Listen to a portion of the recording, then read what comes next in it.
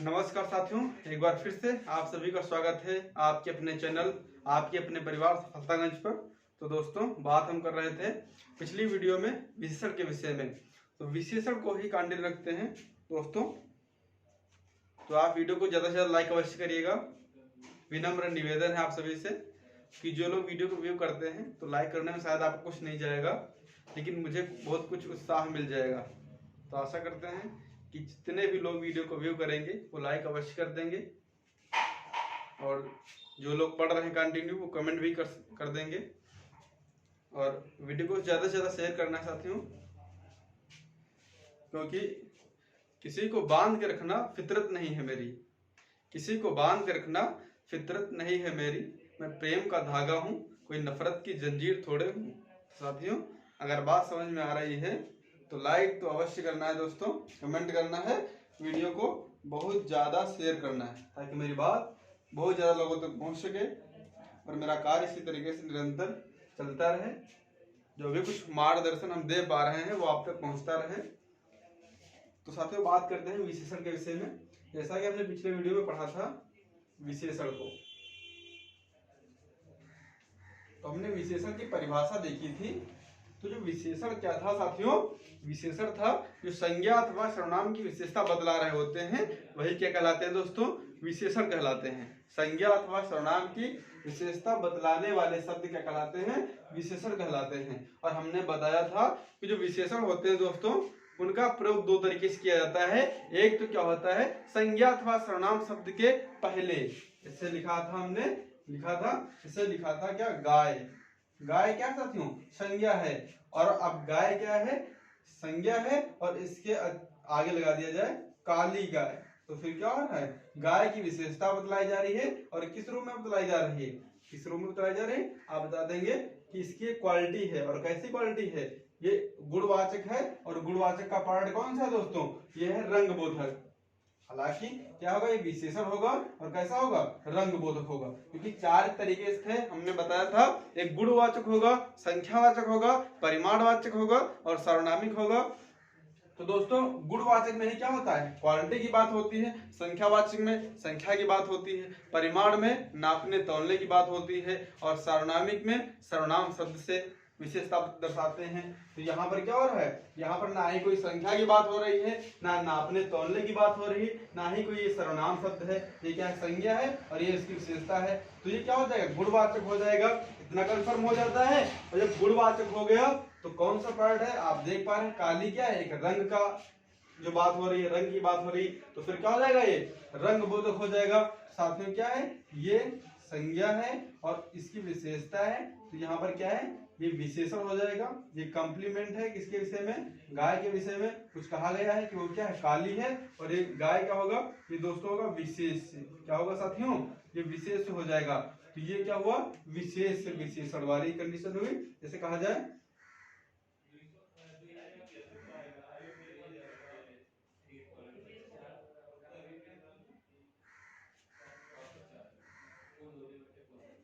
घोड़ा काला,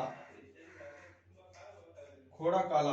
अब यहाँ पर क्या हो रहा है, यहाँ पर ये दोस्तों क्या है, ये है आपका विशेष। ये क्या है, विशेष है, क्योंकि यही क्या है, ये आपका संज्ञा है, विशेष हो गया। और ये चीज क्या है, ये हो गई विधेय। तो यहाँ पर जैसा हमने बताया था, विशेष विशेषण और विधेय विशेषण। तो दोस्तों यहाँ पर ये कार्य किससे कर रहा है, घोड़ा जो है वो दोस्तों क्या है, विधेय है। और उसकी विशेषता क्या है, काला है। ये दोस्तों क्या हो जाएगा, ये विशेषण हो जाएगा। और आपसे पूछा ये कैसा है, ये भी गुण जो वाचक है उसका क्या है, रंग बोधक है।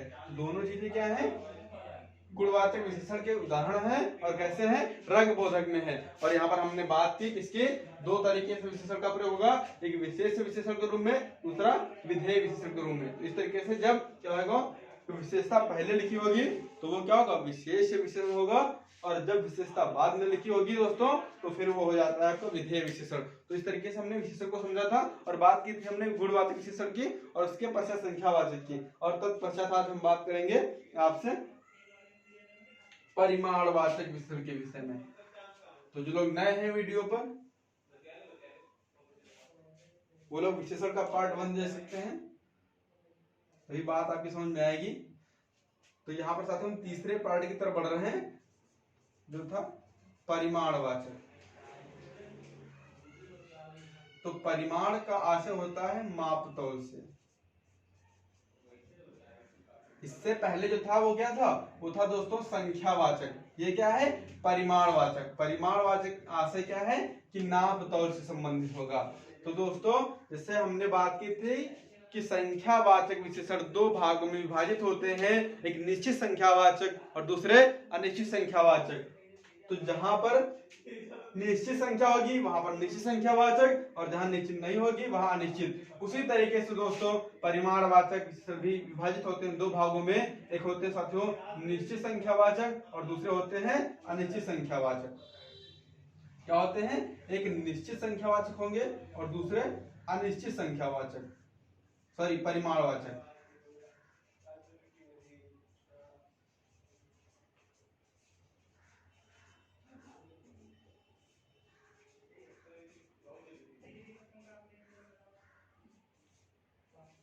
ये दो भेद हो जाते हैं इसके दोस्तों परिमाणवाचक के।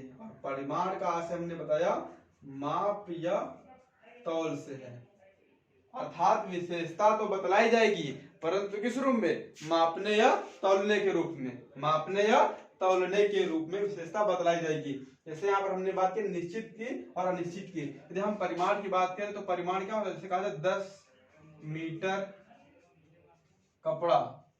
तो यहाँ पर क्या हो रहा है, कपड़े की विशेषता है किसमें, मीटर में। अब इसमें क्या किया गया है, इसको मापा या तौला गया है। क्या किया गया है, मापा गया है या तौला गया है। तो इसकी क्या हुआ है, ये मापा गया है, अर्थात क्या है परिमाणवाचक है। तो संख्या परंतु यहाँ पर क्या है, ये ऐसी संख्या है, मतलब कि ऐसी कोई संख्या है जिसकी विशेषता हम नाप या तौल कर बता सकते हैं। तो यहाँ पर ये हो जाएगा जैसे 2 लीटर दूध। तो यहाँ पर क्या हो रहा है, लीटर जो है वो तो काउंट है, परंतु ये चीज है ये काउंट नहीं हो सकती है, इसे आप नाप सकते हैं या तौल सकते हैं। तो जैसे कहा जाए 2 किलो 3 किलो कर लेते हैं, 3 किलो आटा। अब यहाँ पर क्या हो रहा है, ये चीज काउंटेबल नहीं है, ये क्या है, इसको आप नाप सकते हैं तौल सकते हैं। तो कितनी है, 3 किलो। तो मतलब ऐसी संख्याएं जो नापने तौलने योग्य है क्या कहलाएगी, परिमाणवाचक कहलाएंगी, परिमाणवाचक कहलाएंगी। और इनको भी दो भागों में डिवाइड करते हैं, एक निश्चित परिमाणवाचक और दूसरी अनिश्चित परिमाणवाचक। तो इनको देखते हैं किस तरीके से समझेंगे हम इस चीज को।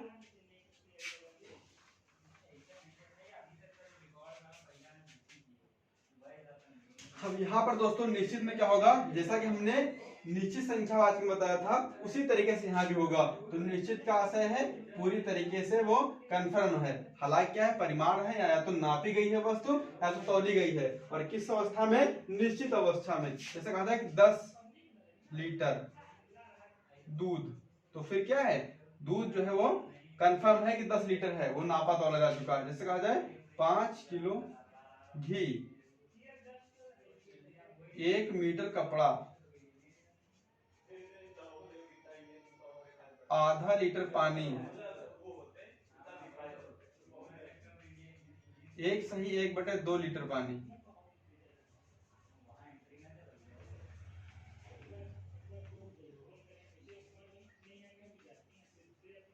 सवा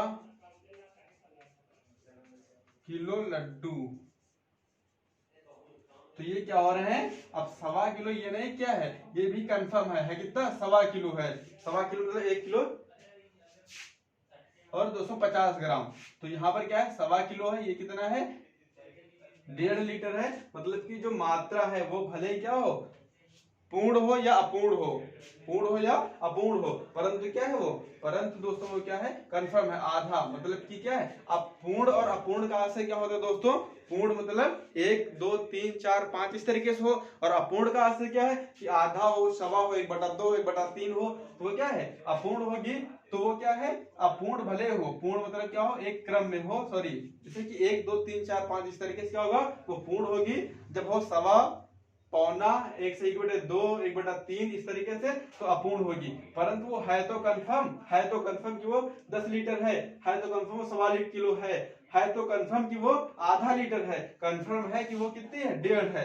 लेकिन यहाँ पर क्या हो रहा है, इसको कभी कभी बात कर लेते हैं, दो भागों में विभाजित किया जाता है, एक पूर्ण और दूसरी अपूर्ण, पूर्ण बोधक और अपूर्ण बोधक। तो पूर्ण में जब 1, 3, 4, 5, 2 इस तरीके से होगा तो पूर्ण होगी, जब सवा, 1/2, 1/3, 1/4, आधा, पौना इस तरीके से होगा तो अपूर्ण होगा। तो इतना तो आप समझ चुके होंगे, क्योंकि हमने बोला है कि हिंदी में आप शब्दों के अर्थों को समझिएगा कि जब आधा है तो अपूर्ण संख्या है, जब 1 है तो क्या है, पूर्ण है।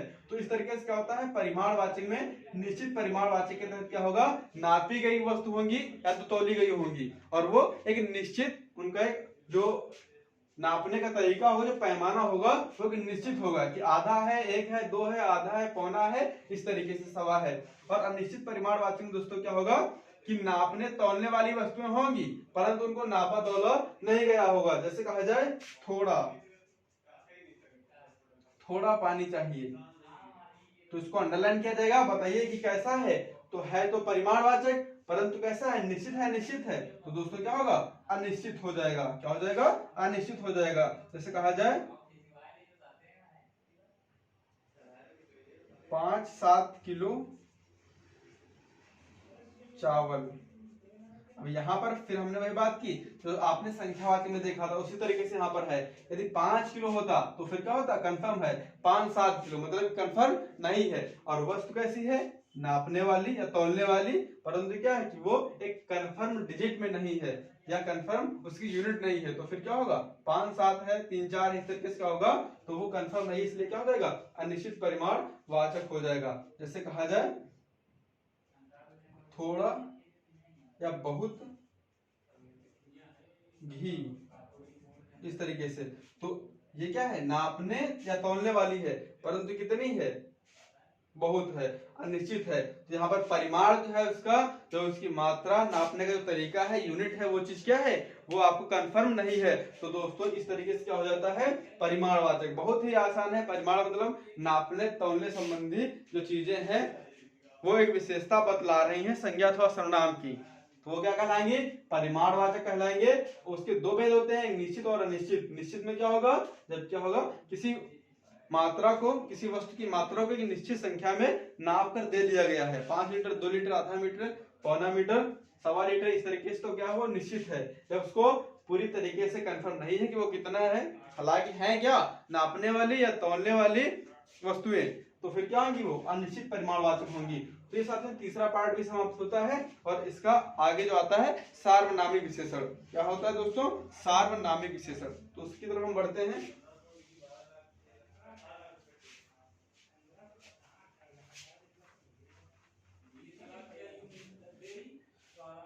तो दोस्तों इसका चौथा पार्ट होता है सार्वनामिक विशेषण।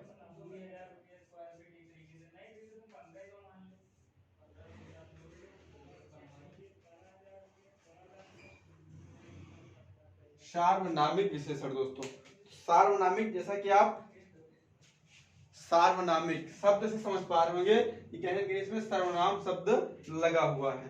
क्या लगा हुआ है, सर्वनाम शब्द कहीं कहीं यूज हुआ है, तो फिर कहीं कहीं इसका आशय हो जाता है सार्वनामिक विशेषण। विशेषण का आशय आप समझ चुके हैं, जो विशेषता बतलाता है, और सार्वनामिक अर्थात सर्वनाम के रूप में, अर्थात क्या होगा, सर्वनाम के रूप में जो विशेषता बतलाते हैं क्या कहलाते हैं, सार्वनामिक विशेषण कहलाते हैं। तो इसके तहत साथ में दो तरीके से हो जाते हैं, एक कहते हैं मौलिक सर्वनाम, मौलिक, और दूसरे होते हैं यौगिक। इसके भी दो भाग देखने को मिलते हैं आपको। क्या होता है, एक मौलिक होता है, दूसरा यौगिक होता है। सार्वनामिक विशेषण, जैसे कि हम इसकी बात करें एग्जांपल की, जैसे कहा जाता है यह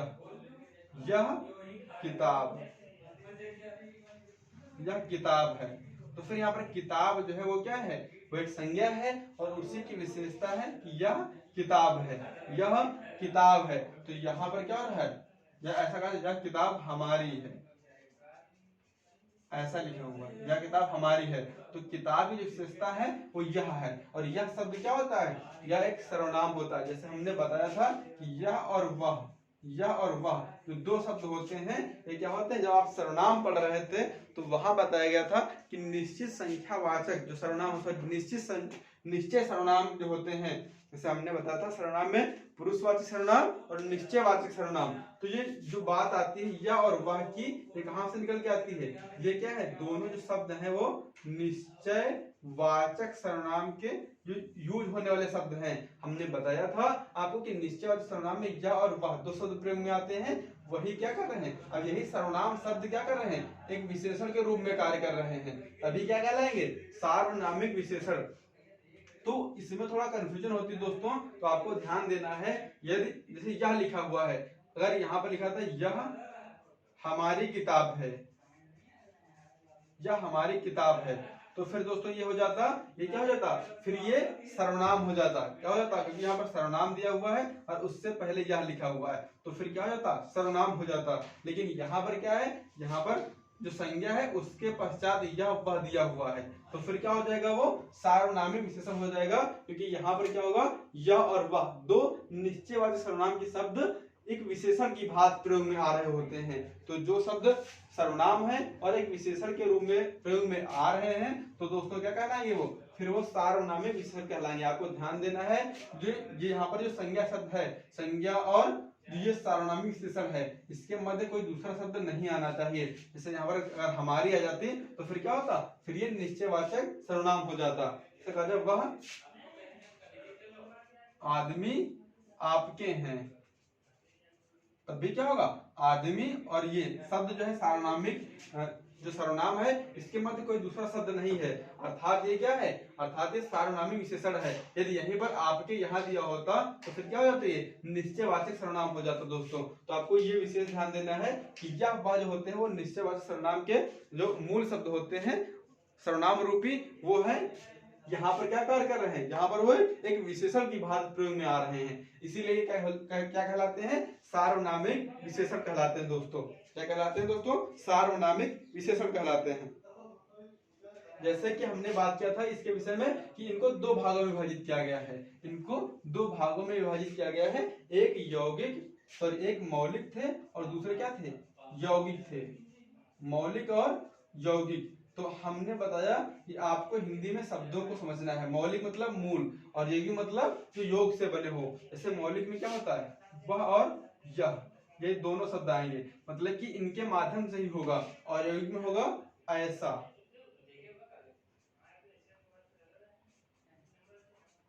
ऐसा या कैसा, मतलब कि शब्दों में थोड़ा वो इंटरफेयर हुआ है, परिवर्तन हुआ है। जैसे कहा जाए कि वह, तो हमने एग्जाम्पल लिखे थे, वह किताब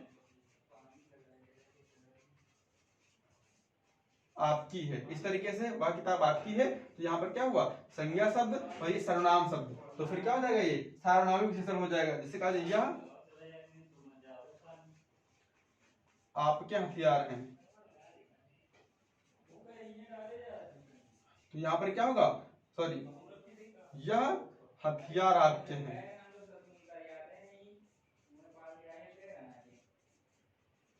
तो यहाँ पर क्या होगा, हथियार से पहले क्या लगा हुआ है, एक सर्वनाम शब्द लिखा हुआ है, अर्थात क्या हो जाएंगे, ये सार्वनामिक विशेषण हो जाएंगे। और मौलिक क्यों है, क्योंकि यह और वह दोनों मूल शब्द प्रयोग होने के पश्चात ही सार्वनामिक विशेषण की रचना हो रही है। वहीं यौगिक में होगा, ऐसा घर नहीं देखा, या ऐसा घर नहीं देखा, यही लिख सकते हैं। तो यहाँ पर क्या है, तो संज्ञा शब्द है, उसके पश्चात जैसे यह, कहीं कहीं यह से बना हुआ शब्द है कि यह घर आपका है या ऐसा घर आपका है, इसमें क्या हुआ, इस शब्द में इनसे रिलेटेड कुछ परिवर्तन हुआ है। जैसे कैसा कहा जाए, कैसा, कैसा घर चाहिए आपको, या कैसी किताब चाहिए, कैसी किताब चाहिए। तो इस तरीके से क्या हो रहा है कि यौगिक में कहीं न कहीं इन शब्दों से, जो शब्द हैं वह और यह, इन शब्दों से भिन्न यह, सॉरी, जो आपके वह और यह जो सार्वनामिक शब्द हैं, इनसे भिन्न ऐसा कैसा, ऐसे कुछ वर्ड आते हैं, ऐसा कैसा तैसा, तो ये क्या हो जाएंगे, ये यौगिक हो जाएंगे। और मूल शब्द क्या होते हैं, हमने बताया था कि निश्चय संख्यावाचक में मूल शब्द जो होते हैं वह और यह होते हैं, वह और यह, तो उसी से रिलेट करता है कि यह ऐसा, वह मतलब वैसा, वैसा शब्द आ सकता है कि वैसा ही घर चाहिए, तो फिर क्या हो जाएगा, वहां पर यौगिक हो जाएगा। तो दोस्तों जो सार्वनामिक विशेषण है वो भी दो भागों में है आपके, कौन से? मौलिक और यौगिक। तो मौलिक में क्या होगा? मौलिक मतलब मूल शब्द या और वाह से बने होंगे। यौगिक में ऐसा, कैसा, तैसा, वैसा, इस तरह के शब्द होंगे। तो फिर क्या कहलाएंगे? सार्वनामिक विशेषण कहलाएंगे। क्या कहलाएंगे दोस्तों? सार्वनामिक विशेषण। तो इस तरीके से आपका विशेषण चैप्टर समाप्त होता है। और उसके पश्चात हम बात करेंगे क्रिया के विषय में। तो अगला जो वीडियो होगा वो क्रिया के ऊपर होगा। तो दोस्तों इस वीडियो को ज्यादा से ज्यादा लाइक करिएगा, शेयर करिएगा और सब्सक्राइब चैनल को अवश्य करिएगा जो लोग वीडियो पर नए हैं, और बात को ज्यादा से ज्यादा लोगों तक पहुंचाना है। तो इस तरीके से क्या होगा, जो आपका विशेषण हो रहा है वो समाप्त हो रहा है। आगे बात करेंगे हम क्रिया की। तो तब तक के लिए वीडियो को देखते रहिए, लाइक करते रहिए और शेयर अवश्य करते रहिए, ताकि थोड़ा कार्य चलता रहे इसी तरीके से। नमस्कार दोस्तों, थैंक यू।